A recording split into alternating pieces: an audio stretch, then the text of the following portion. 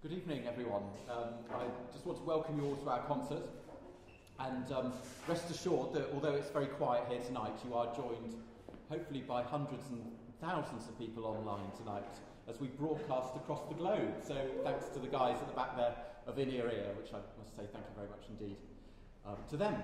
So I thought I'd just come on and say a few words about what the plan is tonight. And basically what we're going to do is Mark is going to come on and play his solo cello piece, and he'll say a few words, and then we'll come on and play our quartet. But we thought before we do so, we'll actually just take you through it a little bit. Certainly when I heard the piece for the first time, a lot of it just went straight over my head. So I think it's quite useful just to have some sort of idea about what's going on and how. I mean, we've spoken and had numerous conversations with James Macmillan about the piece and actually how he wrote it and how he put it together. And so hopefully if we can maybe shed a little bit of light on it, then it'll enhance your experience of the piece, which is a quite extraordinary piece of music. But I think I don't normally do this because normally we come on as all four, but I'd just like to welcome, a warm welcome please to Mark Bailey, who's going to come on and play. Thank you.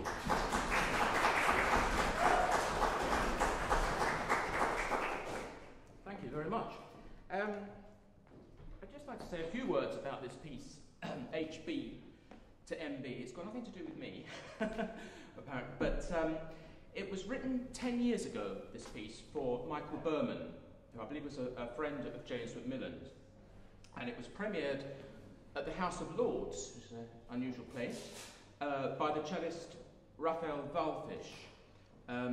So the HB in the title refers to the notes B natural and B flat, which are used in the German notation. And they're used a lot throughout the piece, often sliding between the notes, a sort of portamento, and this gives a sort of feeling like a sigh, and it also gives a sort of folky and a bluesy feel to the piece. He marks it andante rubato, so he wants it very free, and there are no bar lines in the piece at all, not one bar line. So this gives it a very free and expressive feel to the whole piece. He also asked for a big range of colours and textures and techniques, string techniques in the piece, including tremolando, which is very fast bowing. He asked for lots of pizzicato, harmonics and octaves just at the end of the piece. It's rather like a lament at the opening theme, and he uses the pentatonic scale, which is the notes you would play on the black keys of the piano. He uses that right at the opening. It's quite peaceful, although some of it's quite declamatory right at the opening, and as we go through to the middle section, it becomes more agitated, more frenzied, and returns at the end to the calm, earlier feel that you got at the beginning of the movement. So, hope you enjoy this piece.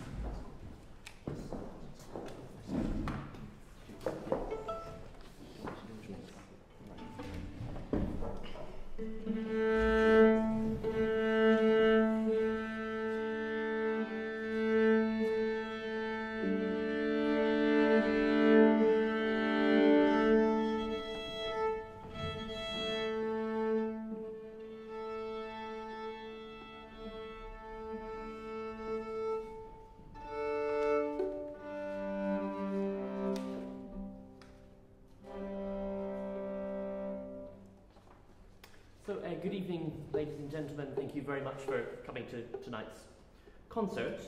We thought we would tell you a few little bits about this next work, or the main work you will hear this evening, Visions of a November Spring by James Macmillan.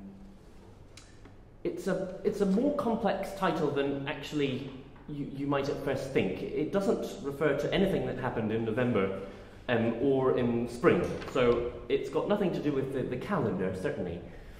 But James Macmillan said that it's a very autobiographical work for him, and it's as a result of finding what he thinks, or he now thinks, is his mature compositional style, and it was a sort of eureka moment in his output.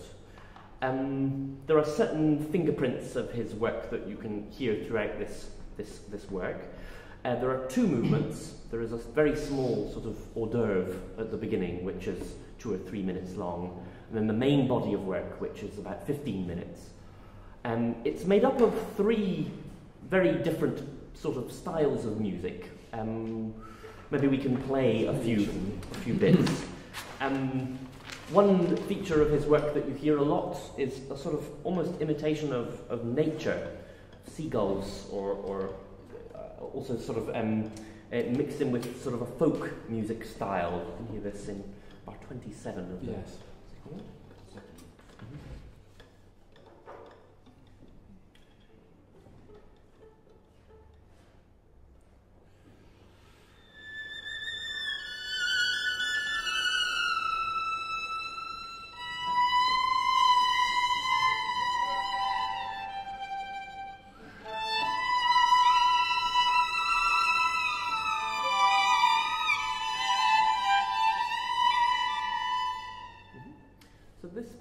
Seagull wailing type music comes back regularly throughout the piece.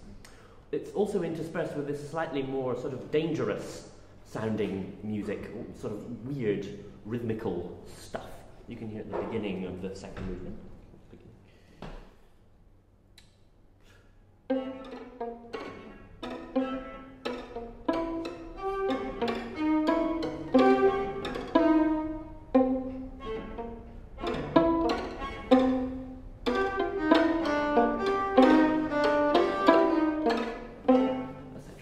That is also another element of the music that keeps coming back. And then the last one, we find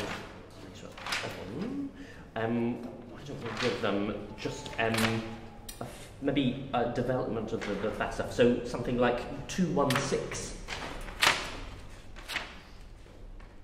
which is basically 4 people in a quartet playing very fast.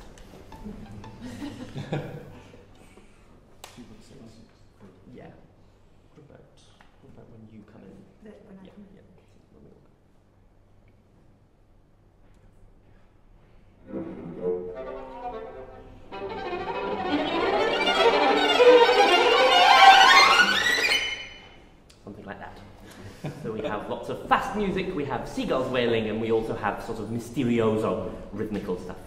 And his genius is really to sort of juxtapose these 3 very different styles of music next to each other, and creating a sort of drama out of that is how he does it. And it all sort of comes to an apotheosis at the end, which he calls like a crazed dance.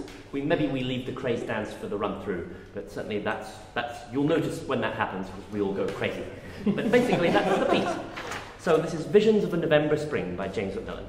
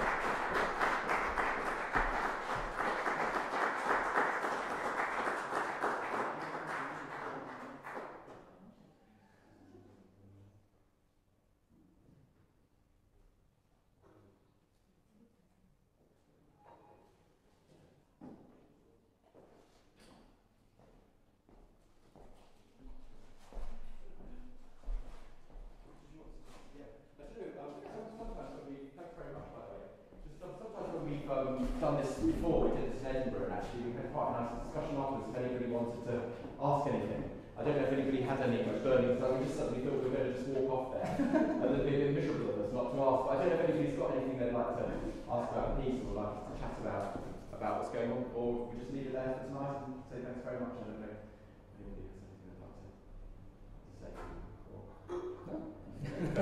Yeah. Interesting. When you guys are playing, do you visualise anything as you're putting those different sections? Because it's quite a visual piece to me. Yeah, I guess it's sort of more than just visual things. It's more about it's not so much like a visual image, but just often with feelings, isn't it? It's often trying to figure out how you feel about it. Yeah. In terms of, you know, for example, that first section, this sort of rhythmic sort of this stuff is I guess very mechanical, isn't it? And I don't know if it's necessarily a vision of something, but just actually that we feel. It's almost like a feeling mechanical when we're playing it, that it speaks that, and then the wailing, this sort of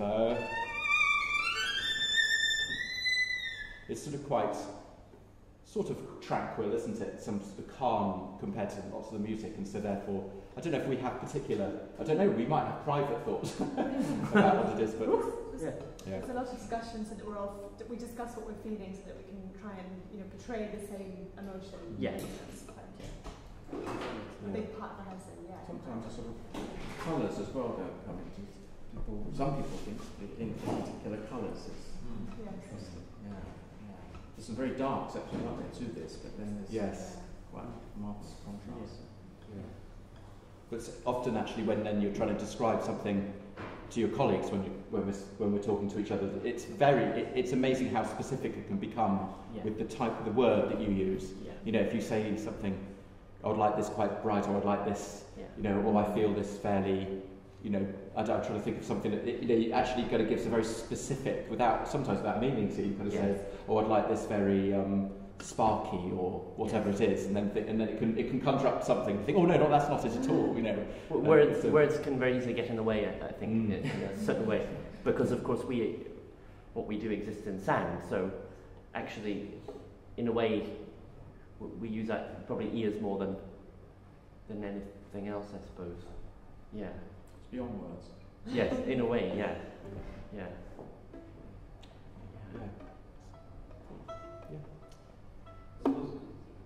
My background in music is more traditional, so I came along to this thinking that this is going to be strange. I listened to a few Macmillan on the internet. I'm not being exposed to this. So when you guys first started off, I was like, whoa, what am I going into here? Yeah. as it went on, it was more like, I don't get it. To be honest, right now I don't get it. But as it went on, I kind of got more into this doesn't sound as strange as I thought it would. Yeah, that's it. I think, again, like Mark was saying about the cello piece, a lot of it's based on sort of the pentatonic thing and the harmonic series. So I think you might have noticed in the cello piece, Mark plays up, you play the harmonic series. Up and down, the natural harmonics. And we do that, don't we? At the end of the first movement, we actually do the same. And so there's these references of, and then obviously a lot of folk music is based on modal music, and so it's certainly a very strong influence, as he would say, as we'd agree with, for him, isn't it? The folk. The one thing away from that, you kind of touched on it. To me, it sounded more dark than you said. There's more emotion, like there's parts of emotion. I've listened to it and I think it sounds very dark. To me, it sounded very dark. Yeah, well, it's quite an angular. I think these quartets, he's written now 4 quartets, but only one of which was written in 2012. The others are all much earlier works of his, and I think they all have this. They're very, very intense works. All 3 of the early ones, and they're, and I'd agree with you. Basically, I'd say that they've got this sort of darkness to them, haven't they, and intense. But I guess it's about contrast as well. There are moments. Yeah. I think it was quite interesting. We played the same concert, and he was there when he did it in Edinburgh a couple of weeks ago. And he said that he writes music to express emotion, which I think is really interesting, because I think it does touch people in a way that perhaps other composers don't always, you know. So he's really writing to express, and I think that's really evident to us as players, and hopefully even if you do come and think, oh, because it is quite a lot to take in, you know, the first time you hear it, absolutely, it was a lot for us to take in, but there's still something there that touches you, isn't there? I think it's this amazing ability to express. It took us a very long time to grow into the piece. There's a lot going on. I think it's very hard for an audience to hear it once and then make their mind up about it. But I think lots of the things about the like you were talking about it, feeling the expression of it comes very much by the way it's quite vocal music, isn't it? In the way that he writes for the instruments. You know, there's all of that, sort of all the glissanding we talked about. And all this, it's quite, you can imagine that it's being sung, and that is, in that respect, it's not mechanical, like, it's gone beyond instruments, hasn't it? Yeah. And similarly with the first movement, we're using these sort of microtones, actually. He's asked for you're playing a D, and he's playing, a bit like the cello piece, he's playing between B and B flat. In the first movement here, he's playing just between a D, and then these quarter tones, sharp and flat.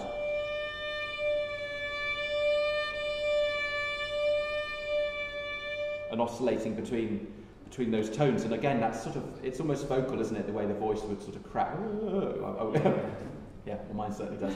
It's kind of my normal sing is quite like that, actually, to be honest. But it comes in a lot of his music. That feature, isn't it? The clash of two notes he uses, and you know, and like sighs or sort of sobs almost. I guess the folk, it's a sort of quite grotesque folk dance, isn't it, at the end? This sort of...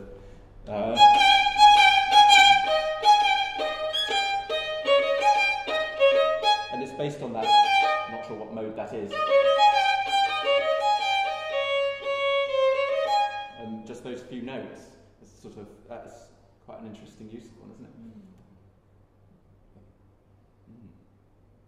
So have you heard much Macmillan? Not at all. My only exposure to Macmillan was I used to work for HMV, and on the classical floor we had a musical nut who loved Macmillan. He used to put his CDs on, and his shop floor would empty. It's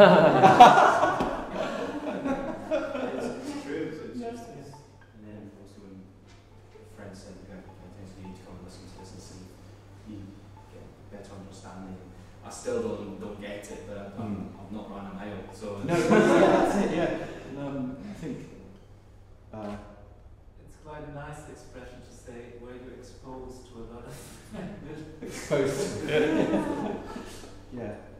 I think the other thing that's great about the way he's written this is it keeps coming back and back. So we hear these threads that Gordon introduced earlier. It keeps coming back and back. So it gives us another chance to listen and to get a little bit more what he's trying to say through the music.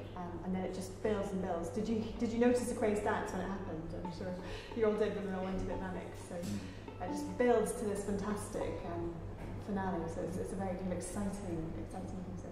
Yeah, because that's what's great about this piece in a way, isn't it? The form of it is that, you know, just like a classical audience would have known, you know, Haydn and Mozart would have written in a particular form, in sonata form in the first movement, for example, in a minuet, and they would have followed this very strict and tried and trusted formula, and the audience would have been, or even just the players, not necessarily composed for an audience at times, but would have been quite easily latched onto that, and that enabled them to do all sorts of experimental things. I mean, Haydn sort of plays around with that form, the basic form of a four-movement string quartet, and really warps it and changes it and plays with it almost until it's unrecognisable, but it's always there.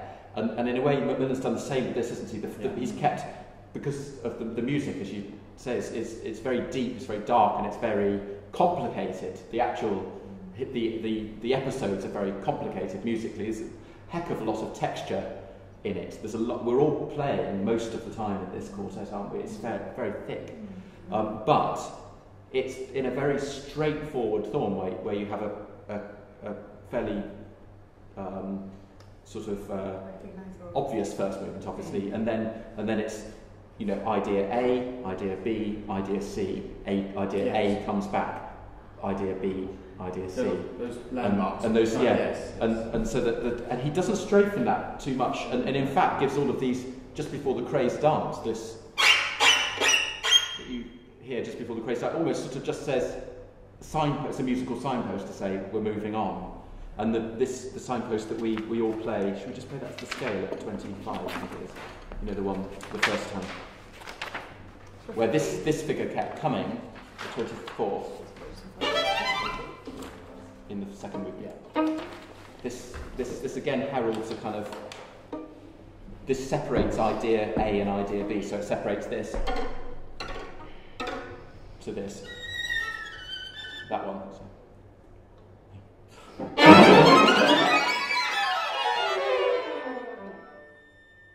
And we know from that the next idea is coming, this one. And so really, it's sort of when you start sort of dissecting it like that, some of it's fairly straightforward, and I guess that maybe that's why I didn't run a mile. I've